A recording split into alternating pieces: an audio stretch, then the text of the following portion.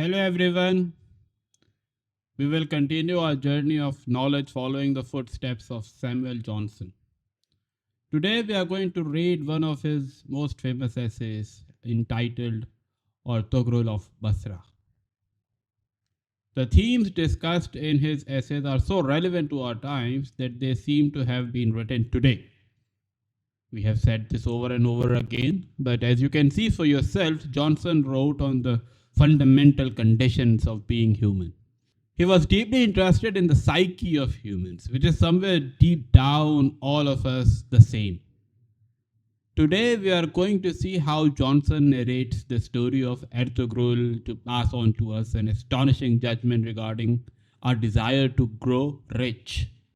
First of all, a word to be said about Ertugrul in general. Since the publication of Ortogrul TV series popularized by the Turkish cinema, we have gathered some skewed thoughts about him. Of course, he was a great warrior and whatnot, that is not questionable. But there can never be only one side to a human. It is impossible to find a man only virtuous, and the like can be said about a vicious man. Our judgments about historical characters are shaped by the way they are represented in films, books, novels, and plays. Therefore, it would be quite weird for a person whose judgment of Ertugrul's character has been formed by the contemporary media. Johnson has nothing to talk about his military career. It is well documented and well known amongst the public. His story would elucidate a fragile side of this valorous character, this fiery man who's hardly seen on the screen without a sword. Johnson would consider him a human like us and inquire about a desire that arose in him and which also arises in each one of us, that of gaining wealth and amassing wealth. There are two extremes to this desire. That is to say, there seems to be two perspectives regarding wealth. Those who follow the principles of Diogenes, often called the cynic position, consider wealth to be an evil. The touch of gold is prohibited for them because, according to them, gaining wealth occupies all of our lives and the desire only fuels itself the more it gets satisfied. It increases the more we try to appease it. And we are not sent to the world to acquire wealth. We are sent here to acquire wisdom. Therefore, our focus should be on living for wisdom rather than living for wealth. So, this is one end of the spectrum. The other end is the opposite extreme, where we find people who consider billions to be worth nothing.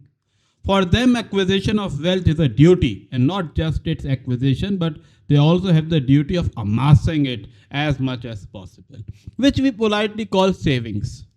The bank balance at the end of the next year must be more than this year. That is the only goal. And while achieving this goal mid-year, one day our soul departs this dusty body. Ertugrul's story that Johnson narrates is a balance between the two extremes, we can say. It is a transition from the former state to the latter because first Ertugrul does not desire wealth much and then he does. So without further ado, let's get to the tale. Johnson begins with the young and ambitious Ertugrul wandering in the streets. Why am I telling the tale? Let's listen to it with his own words. Quote open. As Ortogrul of Basra was one day wandering along the streets of Baghdad, musing on the varieties of merchandise which the shops offered to his view, and observing the different occupations which busied the multitudes on every side, he was awakened from the tranquility of meditation by a crowd that obstructed his passage. He raised his eyes and saw the chief vizier, who, having returned from the divan, was entering his palace. Quote close. We are always attracted by the crowd. Our minds are constantly on the lookout for what others want and furthermore how many of them want.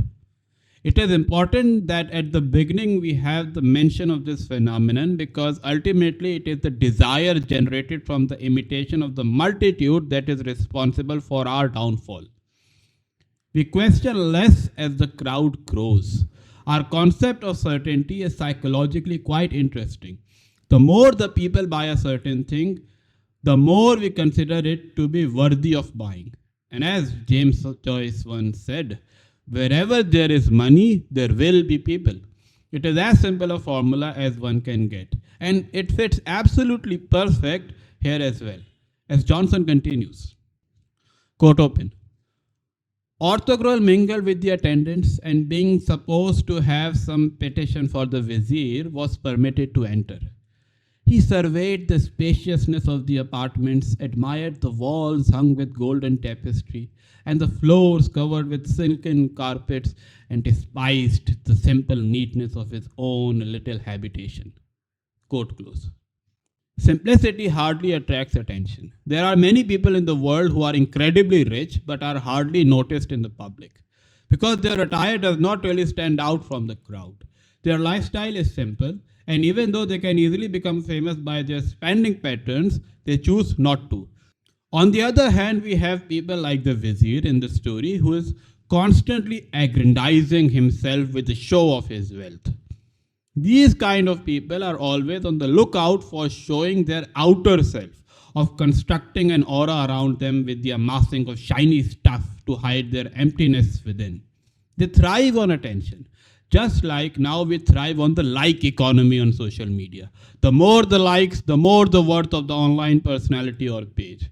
This is usually the symptom of lack of inner confidence. There is nothing much in there, so they have to compensate it by filling their surroundings with all the emblems of wealth that grabs others' attention. Their worth is as much as others think it to be.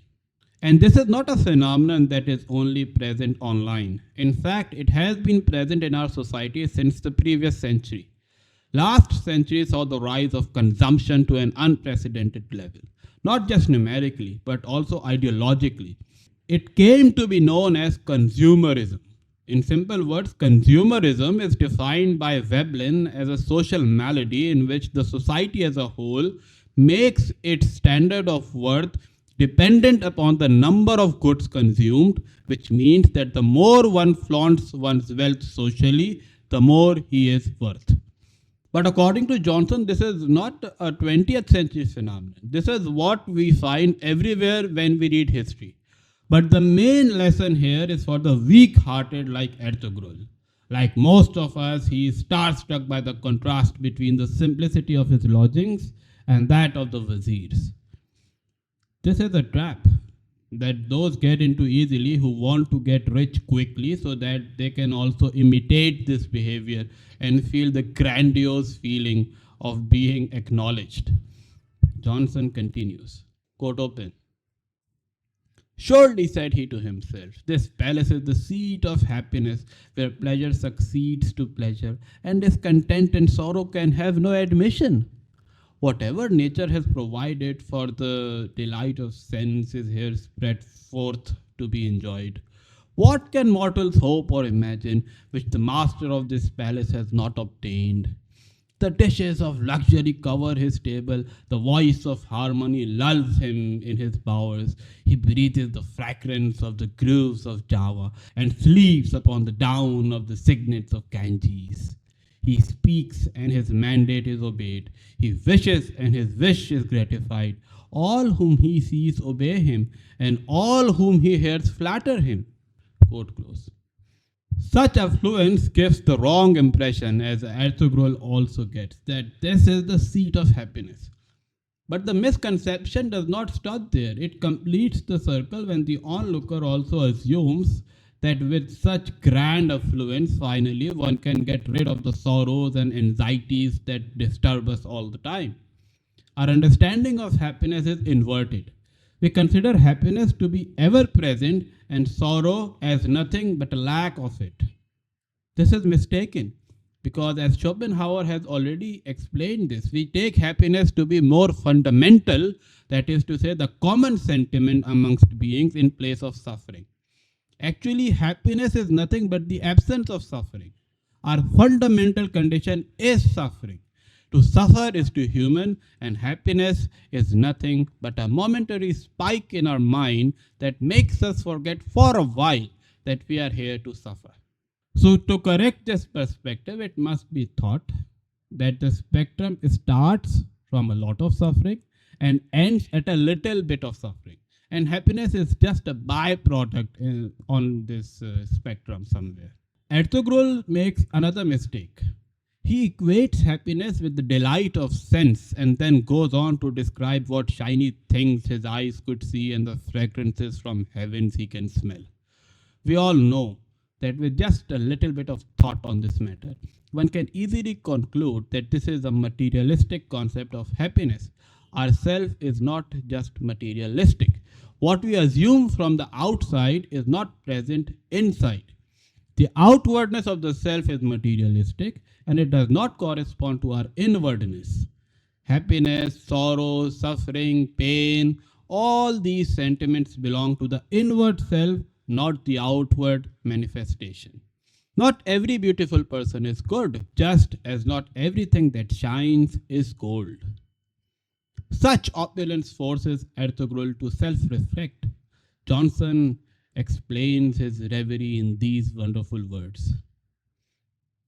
How different, Ortogrul, is thy condition, who art doomed to the perpetual torments of unsatisfied desire, and who hast no amusement in thy power that can withhold thee from thy own reflections.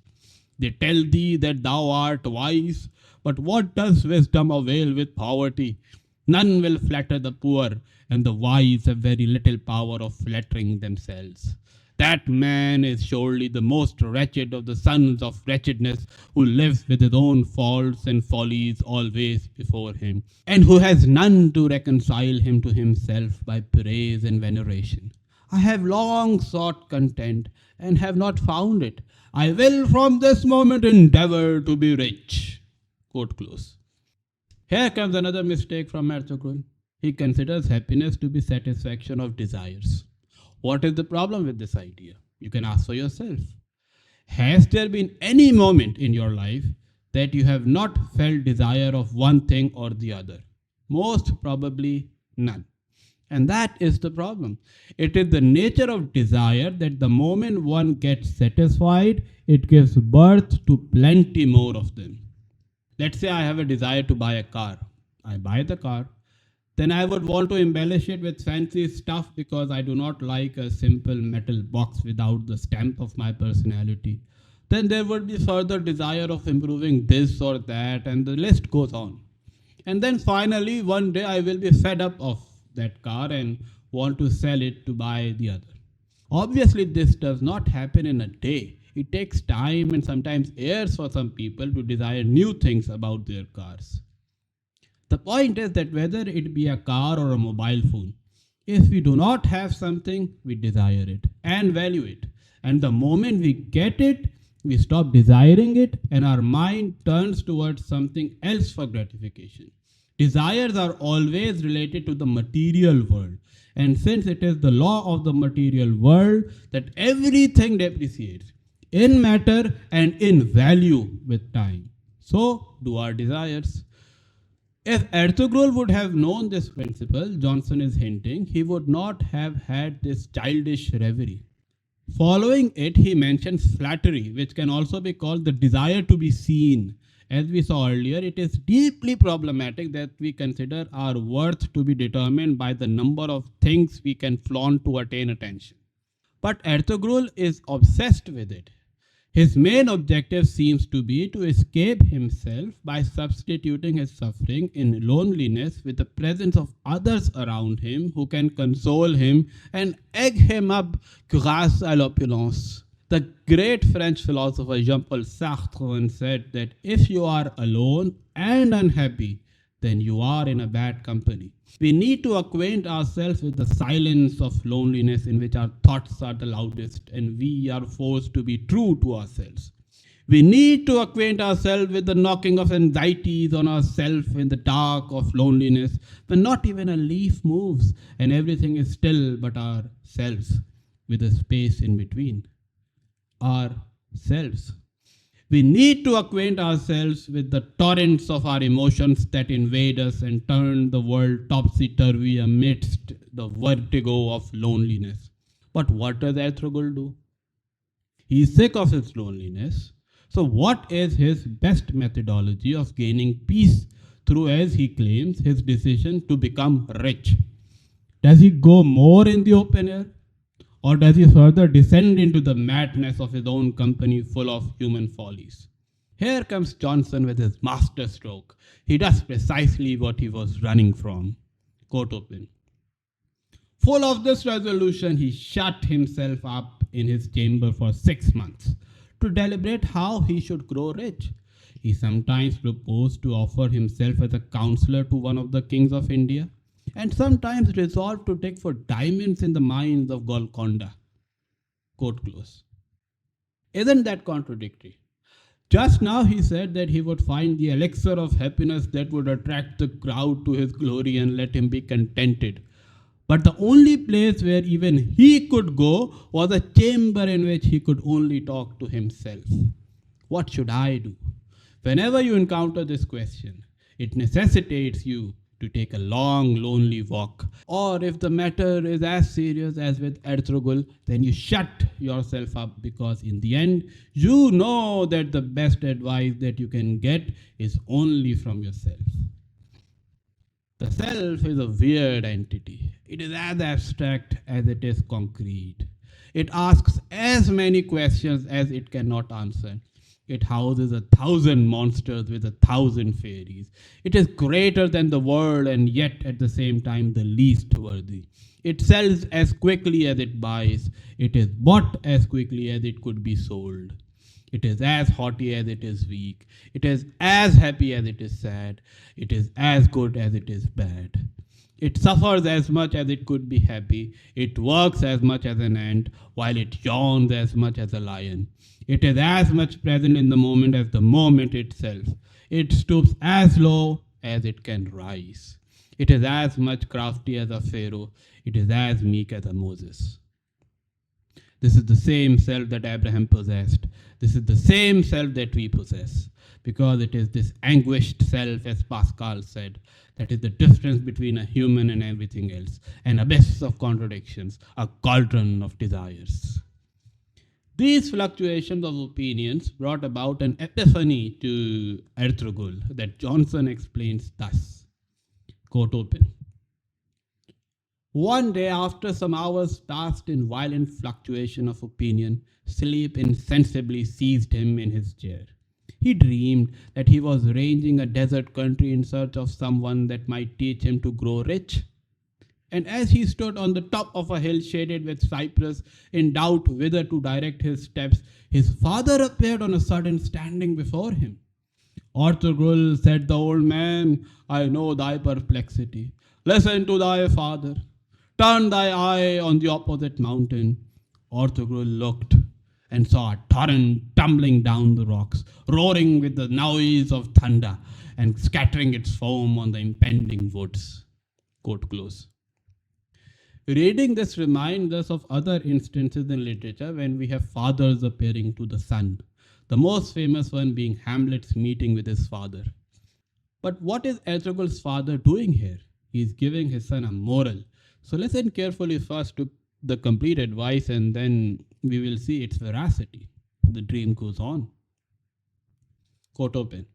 Now said his father, behold the valley that lies between the hills. Ortogrul looked and espied a little well out of which issued a small rivulet. Tell me now, said his father, dost thou wish for sudden affluence that may pour upon thee like the mountain torrent, or for a slow and gradual increase, resembling the rill gliding from the well? Let me be quickly rich, said Ortogrul. Let the golden stream be quick and violent. Look round thee, said his father once again. Ortogrul looked and perceived the channel of the torrent dry and dusty.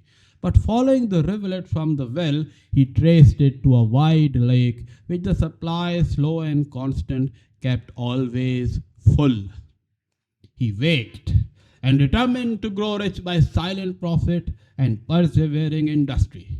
Quote close. The simple moral of this story is that what comes quickly goes quickly as well. The two metaphors of the flow of water correspond to the flow of wealth. We all want to win a lottery of $1 million and get rich immediately. But because we are not acquainted with having so much money, we do not know how to use it, and most of it is squandered. A big bet won on the roulette table leads to greed in the winner's heart that maybe in the next turn he can double his win and may go all in again. And then everyone knows what happens. He goes home empty handed. This is the first lesson for gaining wealth, that it has to be slow and steady. We have to persevere to earn wealth, which, by the way, we all do while not wanting it. Ertugrul's father has actually sung a praise for all of us hard-working daily workers. This is the best way to earn wealth because as our wealth increases, our preferences change accordingly. Our lifestyles do not go through a violent shift of fortune that is a burden for our psychology, reserved only for those who are actually the unfortunate. As one Darvish put it really beautifully, effortless wealth is often ill spent. So Ertugrul understands and says that fine, he would persevere and slowly gain his riches. But is that it? That is the $1 million question. Whether we win the lottery in a day or we earn the same amount in 20 years, is that really the difference that counts? Does virtue come through perseverance alone and by itself? What is all this effort for? Let's see how it goes with Ertugrul. Johnson is piquing our interest towards the end, but he has to first explain Ertugrul's industry and most importantly, his objective of earning his wealth. So he narrates. Quote open.